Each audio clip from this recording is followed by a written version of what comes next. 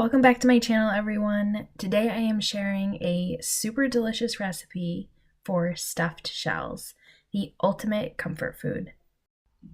Before we get cooking, let me run you through the ingredients for this recipe. First ingredient you need is obviously the shells. So I like to buy these jumbo shells.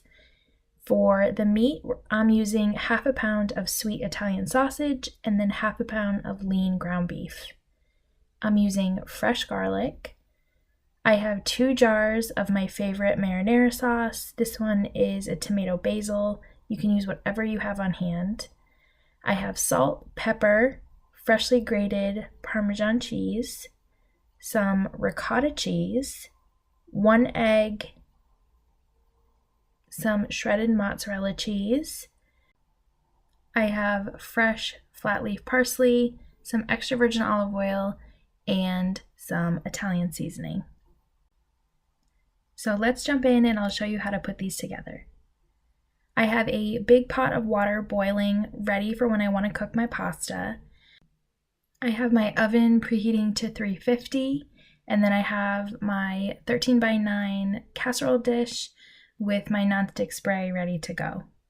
So first step is to make sure your water is at a rolling boil, make sure you salt it well, and then toss your pasta shells in, and I cooked these for 12 minutes. This dish takes a little bit of time to put together, but it's an excellent freezer meal. Kids love it. It's a family favorite. It's a winner all around. Next, I'm just going to prepare my 13x9 dish with a little bit of vegetable oil spray just to ensure that they don't stick. I also ended up using another dish you'll see at the end because this made so much that I had a whole nother pan that I threw in the freezer. So first step in putting together the filling is to add a little bit of olive oil to the bottom of your skillet, and over medium heat you want to go ahead and break up and brown your ground beef and your sausage. You can cook this all together. You can do all ground beef or you can do all sausage. It's totally your preference. I do like the mixture of both though. And then I'm going to go ahead and smash, peel, and chop 2 garlic cloves. There is nothing worse than having a flavorless stuffed shell. So you will notice I'm putting lots of layers of flavor in here and they will be super delicious. When the meat has just about finished browning, this is when I like to add my garlic so that the garlic doesn't burn. It gives it a minute or 2 just to soften, and then remember this will continue to cook in the actual oven. Once the meat is fully cooked, I'm going to turn the heat off and I'm going to use this handle holder for my cast iron skillet to transfer the meat from the skillet to this large mixing bowl.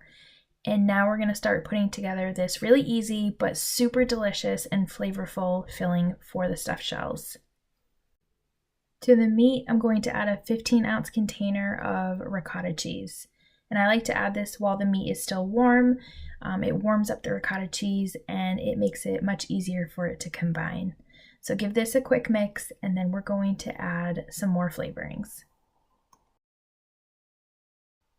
Next, I'm going to be adding a teaspoon of Italian seasoning, and then 2/3 of a cup of freshly grated Parmesan cheese. I also add 1 egg, and then I give this a good mix.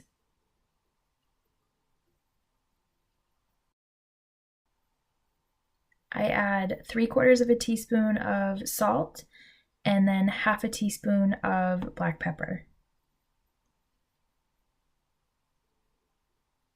I like to add about a tablespoon of extra virgin olive oil. I add about 2 tablespoons of fresh parsley. Give that another mix. Like I said, there's lots of layers of flavor in here. And then I never measure this part. It's about 1.5 cups of shredded mozzarella. You can eyeball it, you can measure it if you want. And then half a jar of your favorite marinara or tomato sauce. Give this all a good mix, and then this is the filling. Now that we have our filling all set, I like to set up an assembly line where I have my cooked pasta shells, my filling with a spoon to help stuff, and then also my greased casserole dish. So in the bottom of your casserole pan, you want to add the other half of your jar of sauce. This not only helps your shells stay in their position and not falling over, but it helps keep them from drying out, which makes a huge difference when cooking stuffed shells. Now onto the fun part, and this is the stuffing of the pasta shells. So all you do is take a couple tablespoons of your filling, pop it right inside that pasta shell, and then place it in your pan right in the sauce. If you have little ones that like to help in the kitchen, as long as your filling isn't too hot, this is a perfect opportunity to have them jump in and give you a hand. The boxes of pasta shells are always deceiving. It never looks like it's going to be a ton, and it always turns out to be way more than you think. So I actually filled up this entire 13x9 pan. I filled an 8x8 casserole pan, and then I also had a few noodles left over. So it makes plenty. We cooked one pan, and then I'll show you how I pack the second pan to toss in the freezer for a quick weeknight freezer meal. So to finish these off, you just want to take the same pasta sauce that you used on the bottom and in the filling, and just put a spoonful over each shell. This, again, keeps them from drying out. It adds another layer of flavor, and we're also going to add a layer of cheese over the top. So I like to use mozzarella. I've also used fresh mozzarella, which is also excellent, but you just want to put a quick layer over the top. I'm going to cover this with foil, and we're going to cook this at 350 for 30 minutes. And like I said, this is an excellent freezer meal. So the second pan I covered with foil. I'm going to put the Pyrex lid that I have that fits this pan, and then I'm going to pop this in my freezer. Once the shells baked for 30 minutes, I like to take the foil off, and then I put them back in for another 15 to 20, and sometimes I will even put them under the broiler just to crisp it up just before taking it out. These shells are the epitome of comfort food and take me right back to my childhood. My grandmother used to make these all the time for family dinners, and oh man, they're just so good.